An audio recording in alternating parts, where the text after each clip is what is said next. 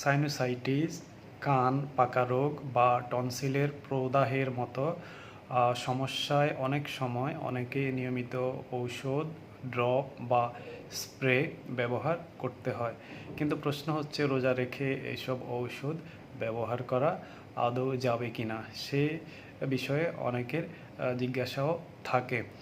Sinusitis রোগীদের ক্ষেত্রে নাকে স্প্রে বা ড্রপ ব্যবহারের প্রয়োজন হয়।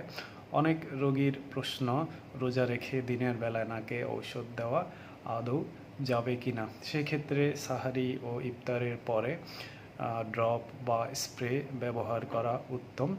দিনের বেলায় নাকে ড্রপ বা স্প্রে না দেওয়াই ভালো। কান পাকা অথবা কানের সমস্যা হলে অনেক সময় কানে ঔষধ ব্যবহার করতে হয়।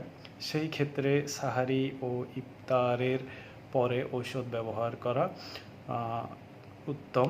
রোজা রেখে কানে ঔষধ দেওয়া সমীচীন নয়, কারণ কানের পর্দায় যদি ছিদ্র থাকে তার মাধ্যমে ঔষধ কান থেকে গলায় চলে যেতে পারে। এখন আসি যাদের টনসিল প্রদাহ অথবা গলায় সংক্রমণ রয়েছে, তাদের জন্য কিন্তু অ্যান্টিবায়োটিক খেতে হয়। কিছু অ্যান্টিবায়োটিক ডোজ হিসেবে দিনে 4 বার, আবার কিছু রয়েছে দৈনিক 8 ঘন্টা পর পর, এবং অন্যান্য অ্যান্টিবায়োটিক রয়েছে 2 বার বা দিনে 1 বার খেতে হয়। পবিত্র রমজান মাসে আমরা দিনে 1 বা 2 বার খেতে হয়।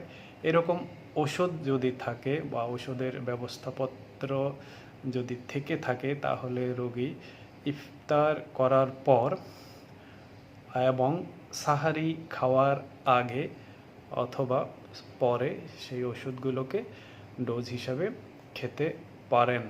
কোনো রোগীর পরীক্ষা নিরীক্ষার প্রয়োজন হলে তা রাতে করানো যেতে পারে।